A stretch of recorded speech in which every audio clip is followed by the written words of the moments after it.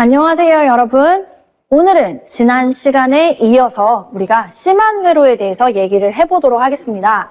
자, 심한 회로라는 거는 뭐예요? 지금 여기처럼 회로에 콘덴서만 딱 달았을 때, 그때 교류 전압을 인가해주면 회로에 어떤 특징이 있는지를 보게 될 거예요. 첫 번째, 항상 위상차 성격. 이 위상차는 전압과 전류의 위상차 성격을 물어보는 거죠. 자, 봤더니 아까 똑같은 지난 시간과 똑같은 전압을 넣어줬대요. 근데 어떤 전류 파형이 생기냐면 이런 전류의 파형이 생기더래요. 그래서 얘를 똑같은 크기 0.2였을 때 파형 시작점이 여기였겠다라고 보이는 곳을 한번 봤더니 지금 보세요. 크기가 0일 때 위상이 전압보다 전류가 어때요? 더 앞에 있죠. 그래서 얘의 성격은 뭐예요? 앞선 전류예요. 이거 무슨 전류라고 하겠어요? 그렇죠. 위상이 앞선다. 진상 전류의 특징을 보이고 있습니다. 전류가 앞선다는 건 전압은 뒤진다는 뜻이니까 우리가 벡터로 표현할 때는 마이너스 J로 표현할 수 있고요. 얘 성격은 뭐예요? 라고 물으면 콘덴서는 콘덴서의 용량이 있는 녀석이죠. 그래서 이런 성격을 용량성입니다. 라고 표현할 수 있습니다. 자, 그래서 확인해보면요. 위상차 성격은 전류가 전압보다 위상이 90도 앞선 전류가 흐르고요. 당연히 전압은 전류보다 90도 뒤진 전압, 마이너스 J로 표현한다고 했어요. 이렇게 됩니다. 라고 위상차 성격을 정리를 해볼 수가 있겠습니다. 자, 그러면 우리가 지금 이 회로에서 오메 법칙을 적용해서 전압이 주어졌을 때 그때 부할, 이 콘덴서에 흐르는 전류값은 어떻게 계산합니까? 라고 물어볼 수 있잖아요. 그렇게 하려면 우리는 오메 법칙으로 적용을 시켜야 되는데 지금 보세요. 용량은 우리가 페럿의 단위를 썼단 말이에요. 옴이 아니죠. 그래서 용량, 전하가 축적이 됐을 때 전류의 흐름을 이게 얼만큼 방해를 하느냐에 대해서 다시 계산을 해줘야 돼요. 우리가 다시 계산할 때 어떻게 쓴다고요? X라고 쓰고 이번에는 콘덴서를 다시 계산하는 거잖아요. 그래서 XC 이름은 용량 리액턴스라고 합니다. 그러면 얘는 도대체 어떻게 환산해야 되느냐? 온값으로 어떻게 계산해야 되느냐?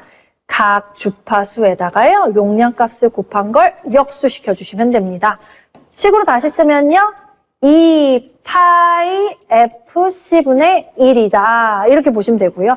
얘를 내가 위상차를 고려한 벡터로 표현을 하겠다. 그럼 뭘 쓰면 돼요? 그렇죠. 마이너스 J. 전압이 뒤지니까요.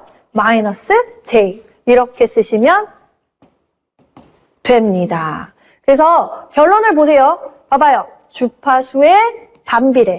주파수가 클수록 용량 리액턴스, 다시 말해서 전류를 못 흐르게 하는 정도는 작아지고요. 자, 정전 용량이 크면 클수록 전류를 못 흐르게 하는 정도는 작아집니다. 그래서 이 두 개 반비례 한다는 거 한 번 더 눈여겨봐 주시면 좋을 것 같아요. 자, 그래서 오메 법칙에다가 계산을 한번 해보겠다. 자, 저항 대신에 뭘로 바뀌었어요? 유도 리액턴스? 아니죠. 용량 리액턴스죠? 수정해주세요. 용량 리액턴스입니다. 그래서 용량 리액턴스로 바뀌고, 그래서 계산을 해보면 V는 IR 대신에 용량 리액턴스고요. I는 R분의 V 대신에 용량 리액턴스분의 V, 용량 리액턴스는 I분의 V로 계산할 수 있다. 이런 거죠. 자, 이것 역시 우리가 기출문제를 통해서 한번 연습을 해보도록 할게요. 자, 3개 문제가 있습니다. 다음 중 용량 리액턴스와 반비례하는 게 뭐냐? 아까 반비례하는 거 용량 리액턴스는 2파이 FC분의 1이다 이렇게 했단 말이에요. 그러니까 주파수와 용량의 반비례합니다. 용량 없고 주파수 있네요. 4번이 되고요. 자, 2번 콘덴서의 정전 용량, 다시 말해서 C값이 커지면 용량 리액턴스 값 어떻게 된다고요? 감소한다고요. 반비례라고요. 그래서 정답은 2번이죠. 자, 3번 보실게요. 어떤 회로의 소자에 일정한 크기의 전압으로 주파수만 몇 배 점프 시켰어요? 2배 점프 시켰어요. 그랬더니 회로에 흐르는 전류의 크기가 2분의 1로 감소했어요. 자, 여기에서 지금 숨어져 있는 의미가 뭐예요? 주파수 증가시켰더니 뭐가 커져서? 저항 성분이 커져서 전류가 감소했어요. 이 말 지금 하고 있는 거잖아요. 자, 그러면 우리가 주파수에 따라서 이 저항 성분, 옴값이 변하는 건 누구예요? RLC 중에서요. 그렇죠. LC죠. 얘는 주파수하고 아무 관계가 없단 말이에요. 그럼 일단 R은 제외하고. 자, 그 다음으로 생각해야 될 거. 주파수와 비례 관계에 있는 게 유도 리액턴스예요? 용량 리액턴스예요? 그렇죠. XL은 2파이 FL로 계산이 되는 거잖아. 그러니까 주파수 증가할수록 오메 값이 커져요. 그러니까 전류가 감소하겠지. 왜? 전류는 옴 값을 싫어하잖아요. 그래서 이 소자의 종류가 뭔지 밝혀졌어요. 코일이죠. 코일의 다른 이름 인덕터라고 합니다. 자, 우리가 문제를 풀어보니까 어떤 공통점이 있어요? 계산 문제 있어요? 없어요. 그래서 심한 회로일 때는요, 계산 문제보다는 이런 비례 반비례 관계, 그리고 주파수를 올렸을 때 저항이, 그러니까 리액턴스 값이 커지는지 작아지는지 이 정도를 물어봅니다. 계산 문제는 아까 유도 리액턴스에서 항상 나오는 문제고요. 그래서 우리가 이걸 조금 알고 있으면 외울 때 굳이 XC는 그냥 반비례다 정도로만 그치시고 XL 유도 리액턴스는 계산식을 좀 확실하게 외워주시면 좀 더 좋겠죠. 자, 이번에는요. R과 L을 같이 붙였어요. 어떻게? 이렇게. 그래서 지금 저항하고 부하죠. 그리고 코일을 직렬로 접속을 시켰대요. 접속을 시키니까 이게 어떻게 되더냐? 전압을 인가해줬더니 전류가 흐르긴 해요. 이 전류의 위상차 성격을 이제 고려를 해야 되고요. 그 다음에 이 전류를 계산하고 싶잖아요. 그래서 전류의 크기가 어떻게 되지? 그렇죠. 옴의 법칙으로 계산을 해야 된다 이거예요. 자, 근데 우리가요. 앞전 시간에 벡터를 어떻게 표현할 건지에 대해서 얘기를 하다가 극형식 값에서 삼각함수 방법으로 바꿀 때 하나는 무슨 값? 실제로 부하에 유효하게 작용한 값. 이렇게 표현을 했었고요. 하나는 에너지 축적한 값. 이거는 허수로 표현하고 이제 위상차 플러스 마이너스가 이렇게 표현이 됐었단 말이에요. 자, 그렇게 우리가 생각을 해주셔야 돼요. R이 예를 들면 3옴이래요. 얘는 우리가 헨리 값을 그대로 보지 말고 이걸 유도 리액턴스로 바꾼 값이 4옴이래요. 그럼 전체 합성 저항은요? 전체 합성 값은 얼마예요? 7옴이요. 이러면 안 된다는 거예요. 왜요? 얘는 실수로 표현할 수 있고요. 얘는 뭐 하는 녀석이에요? 에너지 축적하는 애니까 허수로만 표현할 수 있어요. 그래서 이걸 표현한 게 어떻게 되는 거예요? 3, 그리고 4, J. 이제 위상차는 이제 우리가 생각을 해보면 되겠죠? 그래서 이렇게 전체 합성 저항 성분이라고 표현을 해볼게요. 그래서 이 회로의 전체 합성 저항 성분은 이 둘이 함께 있어요. 이렇게 표현을 한다는 거예요. 자, 그러면 하나씩 봐볼게요. 그러면 전체 합성 성분이에요를 뭐라고 말할 거냐면 이렇게 말할 겁니다. 임피던스. 다시 말해서 저항 성분과 리액턴스 성분의 합성을 해놓은 전체 값이 뭐라고 부르는 거라고요? 임피던스. 그래서 Z라고 씁니다. 이렇게요. 그리고 위상차 고려했으니까 여기다 점만 찍어주시면 돼요. 이게 전체 합성 저항의 개념이다 라고 생각을 해주셔야 돼요. 그래서 선생님 그러면 저 임피던스는 어떻게 계산해야 돼요? 자, 우리 아까 복소 평면에다가 이렇게 표현했던 거 기억나세요? 여기가 실수축, 가로가, 세로는 허수축이 되는 거죠. 실수가 R이 있을 거고요. 지금 요 헨리 값을 우리가 옴 값으로 바꾼 걸 유도 리액턴스라고 했잖아요. 유도 리액턴스가 여기 혹은 마이너스 J축 어딘가에 있겠죠. 플러스냐 마이너스냐를 우리가 결정하기 위해서는 먼저 위상차를 좀 봐볼까요? 자, 위상차가 어떻게 되냐? 아까처럼 전압을 요렇게 줬대요. 줬더니 이 둘 사이에 흐르는 전류가요. 어떻게 됐느냐? 색을 바꿔서 표현해보면 이런 전류가 흐르더래요. 이렇게요. 지금 어때요, 전류가? 전압보다 전류가 뒤에서 와요. 그쵸? 뒤지는 거예요. 그래서 얘는 뭐예요? 지상 전류 특징을 가져요. 전압이 앞서는 특징을 가져요. 이걸 합해서 뭐라고 불러요? 바로 유도성의 성격을 가져요. 그러니까 자, 다시 위로 올라가 볼까요? 그러면 이제 복소 평면을 나타낼 수 있겠어요. 그쵸? 자, 여기가 실수축, 여기는 플러스 J축, 마이너스 J축, R이 여기 있다 그러면 지금 XL은 전압이 앞서죠. 전류가 뒤지는. 그래서 이렇게 표현할 수 있고요. 이거 우리 어떻게 한다 그랬어요? 합성. 나란히 그려주시고 만나는 점, 0에서 만나는 점까지 이 길이를 요 전체 합성 성분의 크기만 보시는 거예요. 절대값을 씌우겠습니다. 그래서 크기를 의미하는 것이다. 자, 여기 보시면 보이시죠? 요거요. 피타고라스 정리에 의해서 밑변의 제곱 플러스 높이의 제곱의 제곱근을 한 개의 임피던스가 된다고 했습니다. 자, 정리하겠습니다. 여기 보이시죠? 그래서 전체 합성 성분의 크기는 루트 R의 제곱 플러스 XL의 제곱이고요. 우리가 이 유도 리액턴스 어떻게 계산한다고 했어요? 이렇게 각주파수 곱하기 인덕턴스를 하면 된다. 그래서 이 둘의 제곱이라고도 쓸 수 있습니다. 그쵸? 자, 위상은요. 위상은 우리가 이 빗변과 밑변 사이 각도를 위상이라고 표현한다고 했는데 이 위상을요. 우리가 구하기도 해야 돼요. 그럼 위상을 어떻게 구할 것이냐? 자, 구하는 방법은 세 가지가 있습니다. 지금 이 직각 삼각형에서요.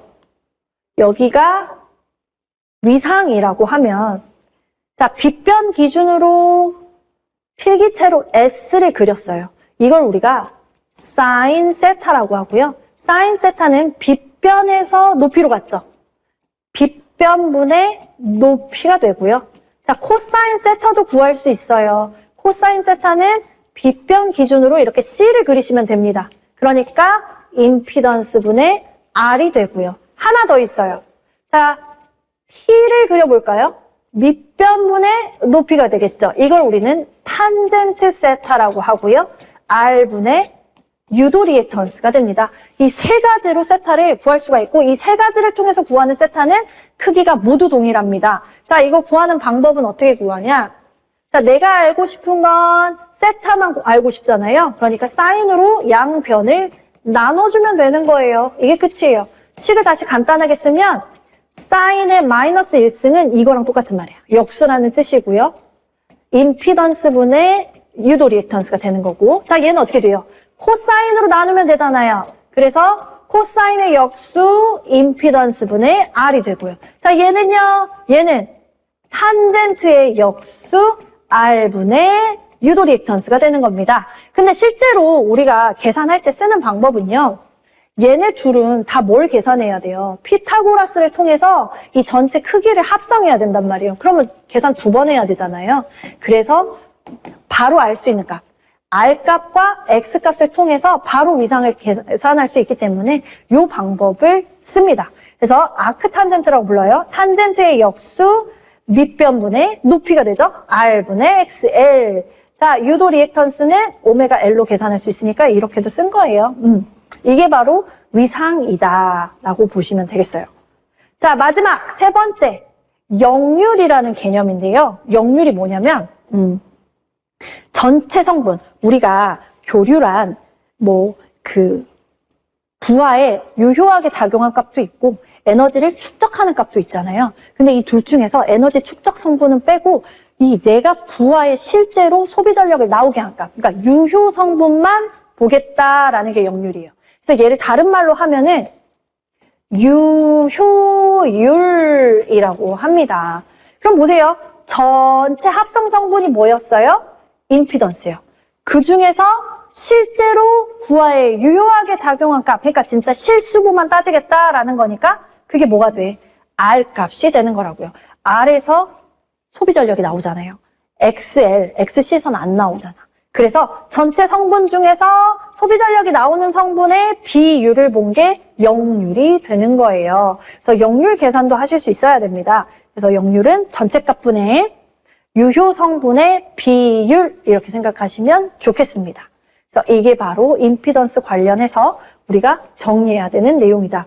이거는 진짜 문제 한 번만 풀면 머릿속에 바로 들어올 겁니다. 문제 한번 풀어볼게요. 자, 오메 법칙 한번 정리하고 문제로 다시 넘어가겠습니다. 오메 법칙 V, I, 이제 R 대신에 뭐가 왔어요? 그렇죠. 합성 저항 성분인 임피던스가 왔죠. 그래서 V는 I, R 대신에 임피던스, I는 R분의 V 했는데 R 대신에 임피던스, 임피던스는 I분의 V, 옴이다. 이렇게 계산할 수가 있겠죠. 자, 1번 문제 보세요. R과 L이 직렬로 붙어있는 직렬 회로에서 임피던스의 크기를 나타내는 것은, 자, 임피던스의 크기. 자, 벡터도를 그려볼게요. 임피던스는 실수분과 L이기 때문에 항상 유도성이에요. 플러스 J, XL이 있는 거죠. 그쵸? 이 둘을 합성하는 방법은 나란히 그려서 만나는 점, 0에서 2점까지의 길이가 되는 거고, 저 길이는 어떻게 구한다? 밑변의 제곱 플러스 높이의 제곱, 그 다음에 제곱근을 씌워주면 되더라. 그러니까 몇 번입니까? 3번이 되는 거죠. 그래서 이렇게 봐주시면 되겠어요. 자, 2번. 실제 값을 줬어요. 저항은 4옴이고요. 유도 리액턴스 값이 3옴인 직렬 회로에 5A의 전류가 흘렀다면 이때 전압은요. 자, 오메 법칙이죠. V는 I, R 대신에 임피던스입니다. I 값은 아는데 임피던스 값은 한번 계산해야 되겠네요. 자, 얘도 한번 그려볼게요. 자, 실수부가 어디예요? 4옴이요. 자, XL이니까 플러스 J의 3옴을 의미하는 거겠죠? 이 둘의 합성 만나는 점, 요 길이죠. 요 길이는 직각삼각형에 의해서 어떻게 계산한다? 루트 3의 제곱 더하기 4의 제곱이고, 이거는 5옴이 나온다고 했잖아요. 다 구했어요. 5A 곱하기 5옴이니까 몇 볼트? 25볼트가 되겠습니다. 정답은 3번이죠. 자, 3번 문제 보겠습니다. 저항이 3옴이고 유도 리액턴스가 4옴이래요. 기호로 써볼까요? R이 3이요. 그쵸? XL이 4인 직렬 회로에 교류 100볼트를 인가할 때 전류도 구하세요, 미상각도 구하세요 그랬단 말이에요. 우리 전류부터 구해볼까요? 전류는 오메 법칙에 의해서 R분의 V죠. 이렇게 계산해. 자, 근데 임피던스 알아야 되는데 임피던스 이걸로 계산할 수가 있죠. 루트 3의 제곱 더하기 4의 제곱분의 전압이 100볼트입니다. 3, 4, 5. 5분의 100이니까 전류는 쉽게 구했어요. 얼마? 20A예요. 자, 이제 문제는 뭐예요? 각도. 자, 우리 위상은 어떻게 구하기로 약속했어요? 탄젠트를 바로 알 수 있으니까 아크탄젠트로 구한다 그랬잖아요. 탄젠트의 역수, 탄젠트는 T를 그려라. 밑변분의 높이죠? 밑변분의 높이가 됩니다. 그래서 아크탄젠트 3분의 4죠. R값이 3옴이고 XL값이 4니까. 이거 계산기에 넣고 구하면요. 약 53도가 나와요. 그래서 정답은 몇 번이다? 4번이 되겠습니다. 3번 문제는 천천히 한번 풀어보시면 너무 좋겠죠? 자, 4번 문제 보겠습니다. 어떤 회로에 50V의 전압을 가했더니 전류가 복소수 형태로 줬어요. 8 플러스 J 6A의 전류가 흘렀대요. 이때 이 회로의 임피던스는요. 자, 오메 법칙에 의해서 임피던스는 I분의 V입니다. 그쵸? 근데 사지선다 보세요. 크기로 줬어요? 아니요. 복소수 형태로 줬어요. 자, 이럴 때는 이렇게 푸시면 됩니다. 8 플러스 J 6분의 50V예요. 선생님, 이 다음에 어떻게 풀어요? 자, 이제 알려드릴게요. 자, 보시면 이 8 플러스 J 6이잖아요. 크기를 똑같이 써주시고요. 플러스를 마이너스로 바꿔주세요. 이런 걸 공액 복소수라고 합니다. 복소수를 계산할 때는 반드시 공액 복소수를 곱해주세요. 분모에 곱했으니까 분자에도 똑같이 곱해주시면 되겠죠? 이거 계산하면요. 8, 8에 64요. 그 다음에 8 곱하기 마이너스 J6은요. 마이너스 J에 48입니다. 자, 이번에 플러스 J 6 곱하기 8은요. 플러스 J의 48이고요. 자, 여기서 중요한 거 하나. J 곱하기 J는요. 허수의 정입니다. 2번 곱하면 반드시 음수가 나와야 돼요. 이게 허수의 정이에요. 우리가 알고 있는 모든 수는 2번 곱하면 무조건 플러스죠. 마이너스 2 곱하기 마이너스 2 얼마예요? 플러스 4잖아요. 근데 허수라는 애는 2번 곱하면 마이너스가 나와야 돼요. 그래서 이거 보세요. J 곱하기 J니까 마이너스 1인데 마이너스가 하나 더 있으니까 플러스 1로 바뀌죠. 66에 36이에요. 자, 이게 바로 공익복소수를 곱하는 이유입니다. 뭐예요? 허수부를 죄다 날려버리겠다라는 의도인 거죠. 자, 위에도 그대로 갈까요? 400 플러스 J의 300입니다. 자, 이거 다시 쓰면 어떻게 돼요? 100분의 400 플러스 J의 300. 이거 다시 쓰면 4 플러스 J 3이 되죠. 그래서 이게 정답이에요. 4 플러스 J 3. 자, 근데요. 저는 설명해야 되는 입장으로서 이걸 어떻게 푸는지 말씀드렸지만 이렇게 할 필요 있어요? 없어요. 그럼요. 요거 그대로 계산기에 넣으시면 되는 겁니다. 항상 모두는 뭘로 하라 복소수는 2번으로 맞춰 놓고 이대로 두시면 정답 나옵니다. 그래서 계산기 이용하시면 돼요. 자, 5번 문제 보실게요. 저항이 55이고요. 자, 여기는 좀 더 어렵게 줬어요. 유도 리액턴스로 안 줬어요. 인덕턴스로 줬어요. 그러니까 머릿속에 이미 넣으세요. 아, 나 이걸로 바꿔야겠구나 생각하시면 되고요. 자, 이때 전압이 60Hz 200V짜리를 넣어준 거야. 그러면 전류가 흐르겠죠. 이때 흐른 전류의 크기는 어떻게 돼요? I는 임피던스분의 V로 계산하면 됩니다. 임피던스 어떻게 구하라고 그랬어요? 임피던스는 루트 R의 제곱 플러스 유도 리액턴스의 제곱하면 되죠. 아니 근데 얘는 유도 리액턴스가 아니잖아요. 그쵸? 그럼 얘는 유도 리액턴스로 다시 빨리 환산해줘야죠. 어떻게 구한다? 2 파이 F 곱하기 인덕턴스다. 대입하세요. 자, 주파수가 몇 헤르츠요? 60Hz요. 그때 L 값이 얼마예요? 30 곱하기 밀리 빼먹지 마세요. 10의 마이너스 3승이죠. 이걸 그대로 여기다 대입해야 돼요. 자, 그러면 대입해 볼게요. 자, 보세요. R은 50이죠. 50의 제곱 플러스 괄호 넣어야 됩니다.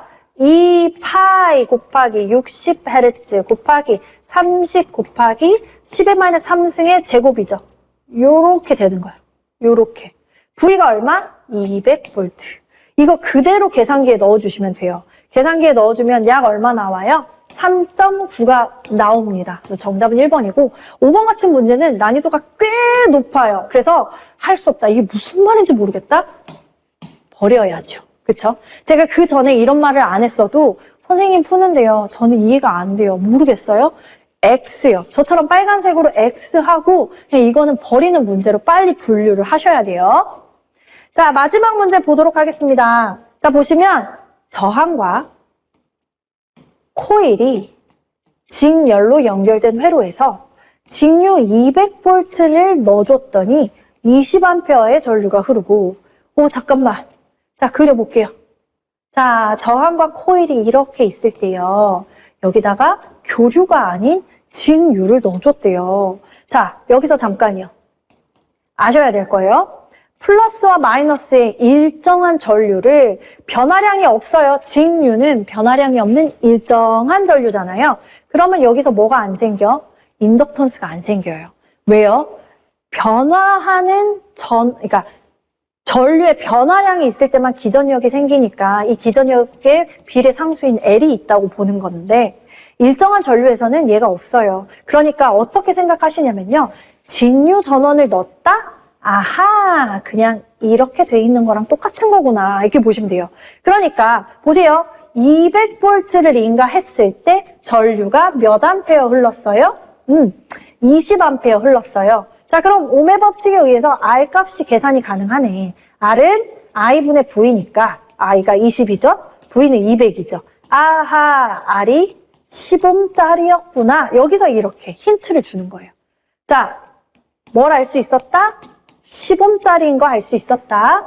자, 이번에는 R과 L의 직렬 회로에다가 뭘 인가했대요? 교류 220V를 인가했대요. 자, 똑같이 R과 L의 직렬 회로에다가 이번에는 교류 전원을 넣어줄 건데 220V인 거야. 자, R하고 XL이 있었겠죠? 전류가 얼마 들어갔어? 10A 들어갔어. 변화하는 전류가 들어갈 거니까 이 둘 다 영향을 받습니다. L도 있고 R도 있어요. 이거 두 개를 합성한 게 뭐라고요? 임피던스요. 그래서 이 조건에서는 우리가 임피던스를 계산할 수가 있습니다. 어떻게요? 이렇게요. 전류가 얼마? 10A요. 전압은요? 220V요. 그러니까 아하! 임피던스는 22ohm이구나. 자, 그럼 여기서 원하는 건 뭐예요? 아, 저는 리액턴스를 알고 싶습니다. 라는 거잖아요. 그쵸? 자, 우리가 어떻게 구했습니까? 임피던스는 루트 R의 제곱 플러스 XL의 제곱이었잖아요. 근데 22는 루트 10의 제곱 플러스 XL의 제곱이 되는 거죠. 이거 구할 수 있겠잖아요. 자, 어떻게 구해요? 각각의 변을 제곱을 해주세요. 그래서 제곱근을 없애도록 하겠습니다. 그러면 22의 제곱은 10의 제곱 플러스 XL의 제곱이 되겠죠? 이항해 줄게요. 22의 제곱 마이너스 10의 제곱은 곧 XL의 제곱. 다시 제곱근을 씌워줄게요. 그래야 XL 값이 계산되니까요. 결국에는 22의 제곱 마이너스 10의 제곱을 뺀 값. 다시 말해서 19.05가 계산이 될 겁니다. 이것도 만만치 않은 문제예요. 그래서 저라면 이거 X합니다. 너무 오래 걸리잖아요. 이렇게 풀 수 있는 문제도 있더라. 라고 저랑 연습을 해보시고요. 자, 강조합니다. 교류 회로에서요. 내가 잘 이해가 안 된다. 이런 부분은 버리시면 되는 거예요.